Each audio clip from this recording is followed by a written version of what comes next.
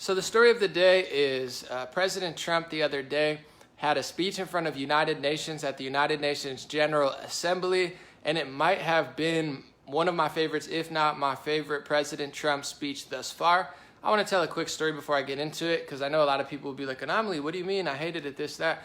I thought President Trump was awful at the beginning. I believe the media, and I always saw the little spins, like they're trying to spin this one. I saw the little spins that they do on his speeches, and it always would look terrible. Like he's saying, what about Mexicans? He said this, he said that. But one of the things that woke me up first was I watched his speech in full, and I'm watching for 10 minutes, and he's saying things that I would say, like when I didn't even like him, and I was like, oh my God, this guy's so real, and I never look back. He just keeps getting better and better and better.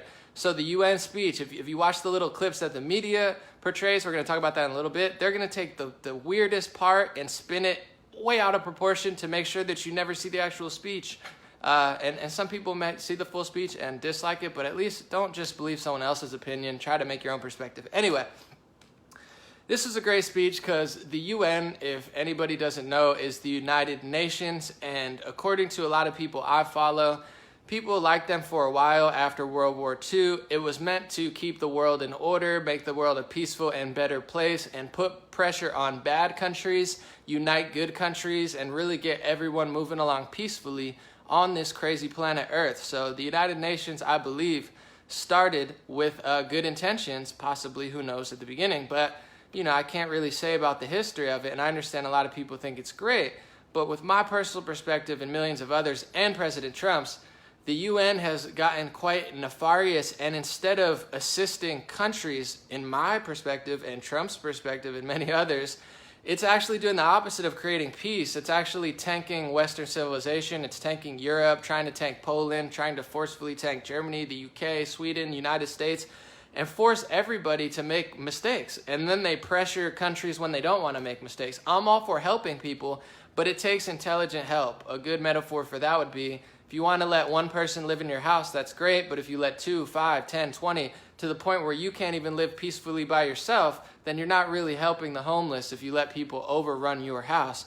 No different than country. You don't want to ruin your country helping others. And I think the United Nations, part of me thinks they did it by mistake, because the United States, Israel, the UK, and many other countries have meddled in many other countries, as has, you know, Iran, I'm sure, and Russia, and, you know, China as well. So everyone in the world's doing it. It's not just the Western world. But, you know, it seems like the Western world felt bad that they created a whole refugee crisis with their huge errors, and I'm not saying they're good. But then the UN decided to be like Big Daddy in the world, and Trump kind of explained this in his speech, as he's been doing for a year. He really crushed it in the UN speech. He tried to explain, you know, I don't want the UN to be the leader. We left Britain, so we did our own thing. Freedom of speech, Second Amendment, we made our own country. We're not run by Britain, so why in the world would we let United Nations make terrible decisions for us? It's not like they're trying to help out. Statistically, mathematically, what they've been doing has been failing on multiple levels. Their Human Rights Council is a joke. Some of the world's worst perpetrators too, women's rights, according to Western women in America, and many others, they're sitting on the Human Rights Council. There's people starting famines and wars. So it's not really like the greatest thing. Like people, the anti-Trump person, or maybe even the progressive, or, you know, whoever might say, oh my God, Trump's so crazy for going against the UN. It's so great. I just don't see it, to be honest. I see a lot of bias. I see a lot of mischaracterizations of certain countries. And the biggest thing, and Trump touched on it a little bit, or a lot of it in this speech, is that they think they're the dictators of the refugee policy. So Macron, the you know, banker puppet from France, who the media falsely portrayed was the centrist. He's a centrist. He's just a central, normal guy, even though he was like the Obama, you know, banker, globalist, quote unquote, type of leader. And his approval rating is awful. Now, you can look up what it is. Macron's approval rating is super, super low, way lower than Trump's, despite getting all the good press. France is having major problems in Paris, as well as a lot of Europe. You see a decline in safety and an incline in violent crime, and all statistics know why it's happening. It's because they did a bad job with the refugee policy. They didn't vet people properly. They didn't really assess who was who, as Trump would say, and people get mad with him all the time. They just decided, hey, we're going to take millions of people from here, and we're not going to check who they are. We're not going to, enforce any sort of laws, or, just not a good full circle policy. I don't really want to explain what really they did in total, but they tanked their own countries and didn't help the country that they were claiming to help. It's like, destroy Syria, make it unsafe, and then take a bunch of refugees from multiple other countries and flood Europe with them. So you not only destroyed the country where the people are from, if there's not violence and crime and, war, civil war at these countries, they don't need to be refugees. And then they flood Europe with them, and the United States and Canada. So Trump spoke to the UN. It was beautiful. He's very strong, but very calm. He said a lot of things. He said, basically, we are choosing patriotism. We're choosing, independence over this tyrannical rule that the UN has become, saying you do this, you do this, you do this. And it's not like the UN is this outside force that, they're so much better than any country. They're really trying to do the best for everyone. Over the last 10, 20 years, I could almost guarantee you that the UN has been bought and sold out by multiple billionaires, such as he who must not be named, and other foreign countries. I mean, money corrupts everything. So you think this council, or foreign nations council, like the UN and many others, just were like, oh, they're just like a balanced criminal justice system for the world? Absolutely not. I'm sure money's been flowing into politicians for many countries. There's all sorts of nefarious activities, not just from the United States, but from a lot of other countries. And it just seems like, to Trump and me, that it turned into like a Macron and Merkel, like Germany and France's leader, decides where all the refugees go, even if it's causing more violent crime, more rape, more every bad statistic that you wouldn't want in your country. In those countries, it's just like a blatant fact that even Reuters will tell you, but on the news they still try to twist it. So that was pretty much the core of the speech. Was Trump said, the U.S. is much more successful and rich because I'm here. The U.S. is much safer because I'm here. We congratulate countries like Poland who are trying to keep their countries safe. And he mentioned that they're trying to be independent from Russia, Poland is, via pipeline that they're working on themselves. And he called out Germany for being completely dependent on Russia. That was a part that was very funny to me because, as always, it's like the past politicians, Obama, Hillary, and, I'm sure many years before, were doing work selling uranium to Russia, caught on hot mics, Obama saying, hey, like when I'm done, I'm going to have way more flexibility. You had all of these politicians joking, laughing at Mitt Romney for saying that Russia's a big threat. So they were working with Russia. Trump gets in, doesn't work with Russia. The media says that Trump's working with Russia, even though other politicians were working with Russia. And in reality, Trump, even progressive analysts will tell you this, Trump has been harsher on Russia than any president recently. He has ridiculously harsh sanctions due to media pressure and maybe his own reasonings. And it's Germany, Merkel, Mrs. blah, blah, blah, blah, blah, blah, that is actually doing the most business with Russia and completely dependent on Russia. So Trump called that out. He called out socialism in Venezuela. He said that communism and socialism ruins lives wherever it goes. I mean, that's just what happens. I understand now. When I was younger, I didn't understand, but now I really understand why. It's an ideology. And I do want to say this too. I'm not trying to dig too much, but I do want to say to my progressive followers or maybe left-leaning followers that are very anti-war, I'm very anti-war, but here's my big critique, and probably Trump's as well, but I'm only speaking for myself, of progressive analysis on wars. Because people like Jimmy Dore, Kyle Kulinski, all of these left-leaning, the Young Turks, but obviously they're not telling the truth, but there's all these left-leaning analysts that are like semi-honest, but here's my big critique of your foreign policy, and here's why I really like what Trump's doing. And I truly believe, even listening to this UN speech, I truly believe that President Trump is honing in on world peace. I think his goal is world peace between Israel, Palestine, world peace in the Middle East, world peace with North Korea. Trump can achieve world peace. And here's what I'm going to tell you that progressives don't understand. You might say, Anomaly, you're crazy, you're lying, blah, blah, blah, you're pandering. I don't have to pander to anyone. I say what I want, when I want, where I want. I've always done it, and I tell the truth. If I pandered, I would literally be a liberal, and I'd probably be getting tens of millions of dollars from elites. Instead, I'm scraping for, bottom-of-the-barrel cash to tell the truth and do my own news analysis, and I wouldn't change it for the world. I'm just being honest. If I wanted to sell out, the easiest thing to do, I'd say, Brett Kavanaugh touched me. I'd have a GoFundMe for $1 million tomorrow. On that note, I really do believe from the bottom of my heart and soul that Trump wants world peace. And here's my big critique to progressives. Progressives tell the truth about United States, well, half-truths. They tell honest, accurate critique of the United States, Israel, the UK, France, and Western world when it comes to their meddling in Syria, Iran, even South America at some points. Progressives talk all about that, and that's great. I'm not trying to silence anybody. Talk all day, critique the Western world all you want. Freedom of speech, baby. I love it. Someone needs to do it. I do it as well. But my big problem with progressives, what they don't understand, and what I do really believe that Trump understands, is progressives do, and this is why I'm not voting blue. I'm voting all red. Progressives are just like Democrats in that they have a victim ideology, although they might tell some truths.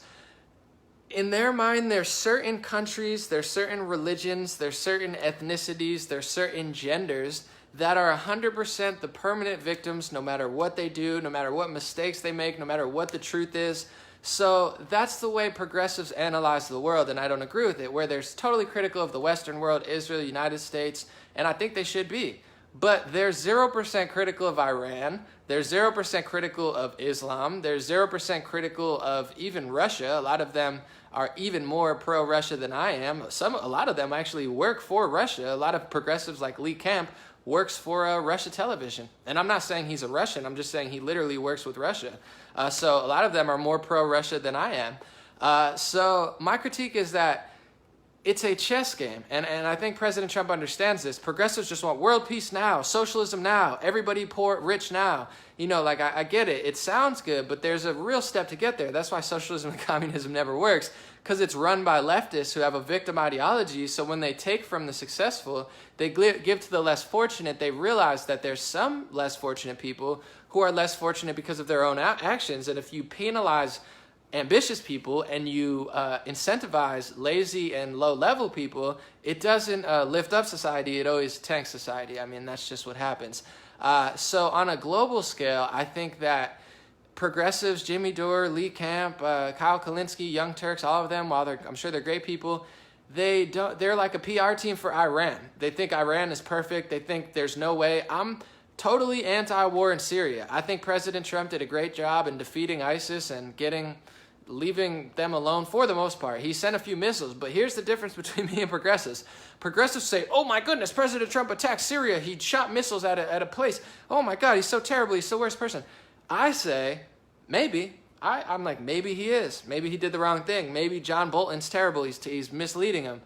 Maybe it's the neocons. I'm not denying that. But also, here's where I'm different than progressives. I say, maybe Iran is building nukes in Syria. I mean, is that really that hard to comprehend? Iran has outwardly, openly said that, you know, death to America in the streets, people in Iran say. There's video footage of it. And there's also video footage of the Iranian president saying he wants to destroy Israel. So you could have that debate about Israel, Iran, all this stuff. All I'm saying is, save that for another day. To really get world peace, it's not going to be tank the Western world and be a PR team for Islam, Iran, and other nefarious regimes outside of the U.S. That's going to lead to the end of the Western world, which I believe all leftists will ideologically. That's why I'm not voting blue. So that's my critique that I understand, that President Trump understands, that I don't think a lot of progressive and left-leaning people understand, is it's going to be a chess game to get Israel to get along with Palestine. It's hard to do because Palestine wants that land. Israel wants that land. Some people think it belongs to Israel. Some people think it belongs to Palestine. There's also media manipulation on both sides to make both sides look nefarious in ways that they're not truly doing. There's all sorts of manipulation around it. And there's also lots of foreign money in the United States and other countries to lobby on behalf of certain agendas. That's just the truth. And when it comes to Iran and Syria and Russia, the easy progressive thing to say is President Trump's wrong, like America's wrong, Israel's wrong, the UK is wrong, France is wrong, Iran is right, Russia's totally in the right. That's what they all say, from Jill Stein to Abby Martin. They say, well, Russia didn't do anything wrong. They're just doing their thing. I'm not saying that Russia did the most here. I'm not saying that U.S. isn't wrong. I'm not being a shill. I'm not being a shill for Israel and the United States. I'm truly not. I could really, I'm just speaking my mind. it's a balance of both, because of course Russia and Iran want to probably destroy the United States. Why in the world would they want the United States to be the #1 most powerful country? You think China just wants to be #2 and Russia wants to be #3 and Iran wants to be #20? You think they like not being powerful and strong and successful like the United States? Of course not. Of course they all probably want to destroy Israel. They all probably want to take over the United States. They would probably love if the United States got destroyed. So if you 100% tank your own country and you 100% lift up Iran and Russia, I just think it's a very goofy, naive policy. And same with Palestine, Israel, Palestine. I'll talk about that another time, but it's like if you're 100% one side and you don't have the rationality to really like balance it out, it's not going to make sense. And this is where I think President Trump really understands. A lot of his anti-war people say, well, he didn't do this, well, he didn't do this. You don't know, and I'm not justifying something like a George Bush or a Barack Obama, like going to all these countries and start mayhem. You know, I don't know what's going on in Yemen, but I think it needs to be evaluated and discussed honestly. However, I do understand at this very moment, the United States is only where we are because we have a huge military. So of course, President Trump doesn't want to do what leftists want to do, cut the military in half. That's a death wish for the United States. I mean, of course, Russia and Iran would attack if we were weak. People don't understand that because they have that victim ideology of they're perfect, we're terrible. But that's just the truth. So I think Trump understands that. Peace through strength. He's not going to throw Israel under the bus. He's not going to throw the United States under the bus, but he's also, I don't think he wants war. I don't think he wants Israel to constantly be fighting with Palestine. I don't think President Trump wants Syria. I think he helped out Syria greatly. Although it's not perfect, I think he did help weed them out of terrorists, and most Syrians will probably say that. It's got better over the last year or two, undoubtedly. But I think he really gets it, and I think he's doing little chess pieces like he did with North Korea. You know, maybe eventually Israel, Palestine, that's a multi-layered conflict there. But Trump is not going to just put a magic wand over the world and cure the world of ills. And that's why even in my message, I always say, change yourself to change the world. We're not perfect, but if you spend 100% energy, you know, doing other things and 0% energy trying to level up yourself, we all do it sometimes, but if you level up yourself, everyone has to get better. The United States has to get better. Palestine has to get better. Israel has to get better. The UK has to get better. Iran has to get better. You might think that the United States is interfering, and I do think there's some weird stuff. But Iran, you know, talk to Iranian men and women. I've talked to an Iranian man and an Iranian woman in the past 2 months, and the man loves President Trump and says he's 100% right about Iran, even though he can't see his father with the travel ban. The woman says, you know, both have pros and cons, but she likes America because she's actually free. She's free in America. So, you know, talk to people, because Iran's not perfect. Palestine's not perfect. Israel's not perfect. UK's not perfect. Russia and Syria are not perfect. I'm not saying they're totally in the wrong or anything, but it's going to take everybody realizing this, and I think a lot of Trump's critics don't get that. So Trump, in the UN speech, really talked about all that stuff. He talked about many, many things. The core of it being America's going to make its own decisions. We're not going to kowtow to these global leaders or globalists who think they can determine U.S. foreign and domestic policy, although it's already happening. I'm not going to cower to China. I'm not going to cower to Macron and you know, Merkel. And he did a great job of saying that. And after all this, you could watch the whole thing. I felt like, because I was watching CBS, so I watched the whole live thing. I posted it on my page. And then it was like analysts analyzed it at the end, like I'm kind of doing. You know, theirs might have been a little bit more high budget, whatever. But they analyzed it, and I'm like listening to their analysis, and I'm like, are these broadcasters like mentally ill? And I'm not trying to be mean, because mental illness is not a joke. But just hearing their analysis on it, I'm like, this is the mental illness. And I say this as a cautionary tale. I feel like the media is a mental illness that they're just pushing onto people with the disgusting commercials that they perpetrate and the analysis they do on anything. It's like they're trying to make people dumb and like angry and negative, because they're like, the one critique from the lady was like, President Trump suggested in his UN speech, he suggested that if U.S. is going to pay foreign aid to the country, then the country has to respect the U.S. And she's like acting like that's so crazy. Like President Trump said, if the United States, who gives out the most federal aid, if we're going to give your country money, you should respect our country. to me, I mean, is that really that hard of a statement to understand? Like, oh, if we're going to dole out tens of millions of dollars to you, you're going to respect us? And she's like, I don't know how that's going to work out, because there's a lot of countries that we give money to that don't respect us, and that's okay because that's the way it works. Egypt doesn't respect us, but they're very peaceful in the Middle East, so are we going to stop giving them money? It's like, what the freak is wrong with these people on the media? Oh my God, Trump's such a terrible person because he wants countries to respect us when we give them money. That's like you giving somebody $1,000 and them slapping you in the face and being like, F you.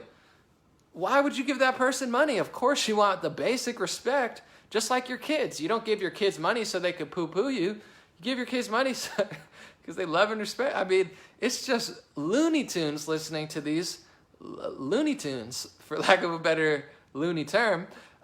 Listening to them on the news. It's absolutely insane.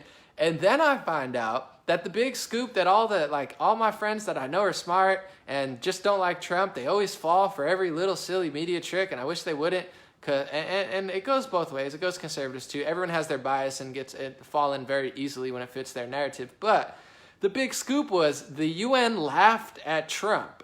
So he drops one of the most powerful speeches I've ever seen, like one of the realest speeches to the UN. Like, I'm watching it like, man, we're really living in this timeline right now. It was very calm, wasn't mean or crazy. Like, he's a great speaker, man. He's a really, really good speaker. He's very calm yet powerful. You notice, although he might throw jabs all the time, he never really raises his voice and screams and gets that mad. Like, Trump is a legend. He's the art of the deal, the art of the speech, man. He's the GOAT.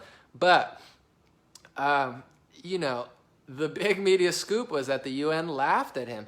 And you look at the clip they're talking about, he says something remotely funny. He basically is like talking about what a great job he does. And the reason he does this is because they don't ever cover like the truth. So the only time they cover something is when he says that and then they'll say, Trump says that he did this. And then they'll actually cover it. So it's like he's got to write his own history because they're not writing it. He's doing all these great things.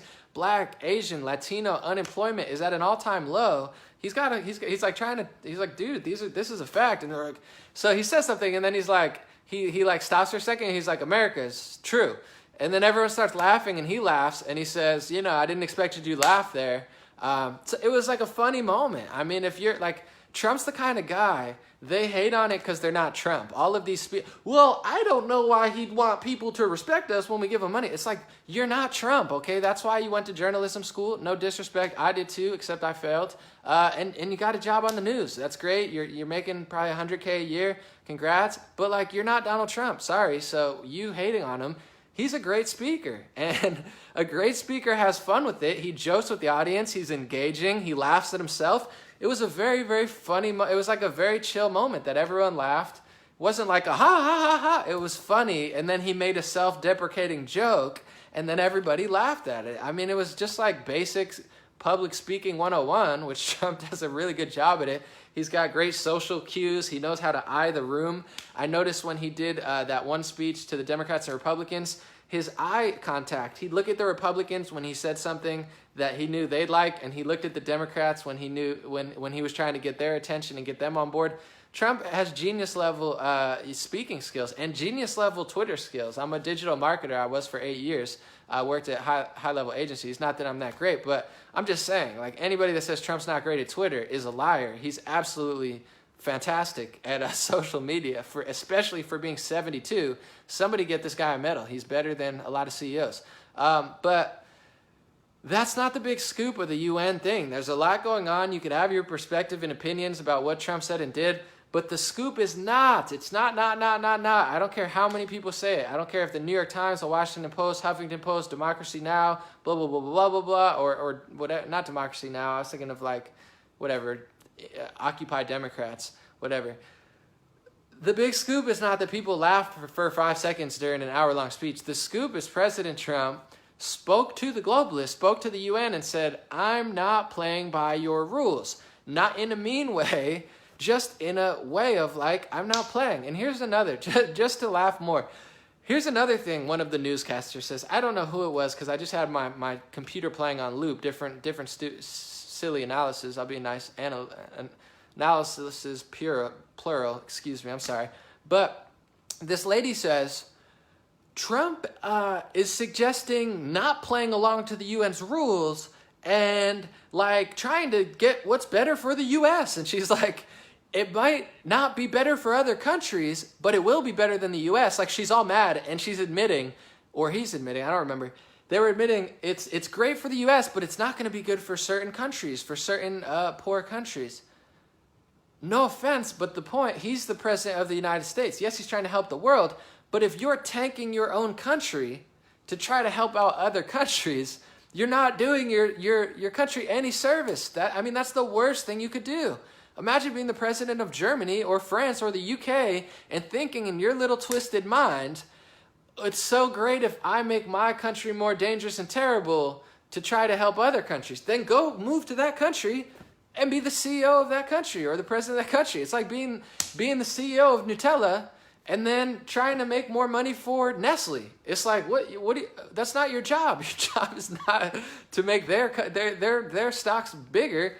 Your job is specifically to help your country make America great again. Oh my God, he wants to make America great. Oh my God, why would he? Because that's what he's supposed to do. Just like the UN, they're supposed to make the world a better place. They're not supposed to make Syria worse, Libya worse, Europe worse, the United States worse, Canada worse, Africa worse. They're not supposed to make the whole world worse. That's the opposite of their job. And unfortunately, in certain areas, the answer isn't to help. That's always what the UN thinks. That's this leftist ideology. I'm not even talking politics. I'm talking strictly psychology. The chronic victim mentality that they're blasting into kids' heads in academia, that they're blasting all over Facebook, Twitter, or Google, and they're burying a strong independent ideology. You can't change the whole world by just helping everyone. People have to help themselves. The Dalai Lama said this recently, and people are like, the Dalai Lama is a white supremacist. No, he's not. This is basic spirituality. This is basic Eastern philosophy. This is basic Taoism. This is basic, Buddhism, is change yourself, your inner spirit, and you will change the world through that. So the Dalai Lama said earlier this year, a week ago, he was like, hey, refugees should really go back to their country and help make their country better. And they're like, what is the Dalai Lama, a white supremacist Nazi now? No, he's the Dalai Lama. He's a spiritual leader that's trying to make the world a better place. And every spiritual leader, every Taoist, and Buddhism I know, because I'm, well-versed in the ideology, is to, like I say all the time, I'm not lobbying on behalf of the religion. I just feel this way personally and mentally, psychologically. You gotta help yourself. You gotta help your own people. You can't change America if you can't even fix your own community. Look at Los Angeles and San Francisco. It's like they want to help the whole world, but they got a huge homeless problem and a huge small business problem and a huge many problems. But it's like you can't just help everyone if you can't even help yourself. So that's what the Dalai Lama said. That's what Trump says.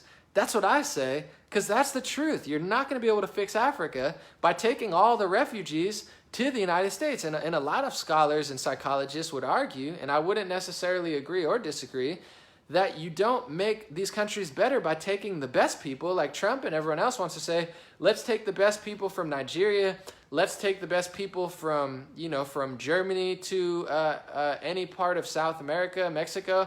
They want to take the best. And me personally, I like that idea because I want the best people here in America. I'm sorry, I just do. It's like I want, just like in a town or community, it would be nice if there was no crime and everyone was nice to each other. Of course, I want the best people, not the worst people. Sorry, that's just how I feel. But I do understand that psychological analysis that a lot of people have of saying, leave those people in the countries. Don't even take the best people because they're the ones that are going to fix and heal their own countries. That's what the Dalai Lama thinks. That's not what Trump thinks. Trump will take the best people. But that's what a lot of scholars think, and I think that there's a valid point. And it doesn't work the other way. It doesn't work of the leftist ideology and the globalist UN ideology of bring a bunch of terrible people to the United States and the UK and Germany and Canada. Bring them and you'll help make them American and Canadian.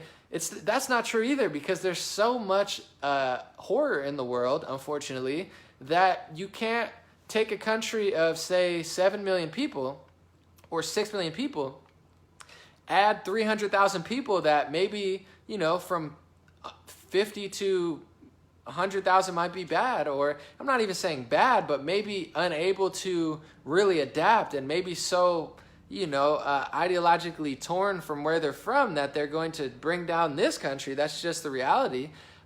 It doesn't work, because the countries that these people are coming from, whether it be Syria, and a lot of them aren't even really from Syria, to Libya, to a lot of other African and Middle Eastern countries, these countries are not specifically getting better. So these countries are getting worse because they have a skewed ideology. Then you bring the skewed ideology to the place that has a semi-decent ideology, but we're still messed up too. You don't create world peace. The leftist ideology is a total fail. It's not how you do it. You don't do it with open borders and refugees coming over by the millions. People have to take accountability in these countries. America has to take accountability. Israel has to take accountability. The UK, all of these countries have to take accountability for their sins. I agree with progressives on that. But also these other countries have to take accountability for their sins to truly rebuild. So, that's the conversation that no one wants to have, but it seems to be very true. Overall, let me know what you think. I thought it was a great speech. I don't want to take too much of your time. Very, very powerful speech. Watch it in full. Don't believe the media spin. It's a total embarrassment that they tried to spin it as it was such a joke.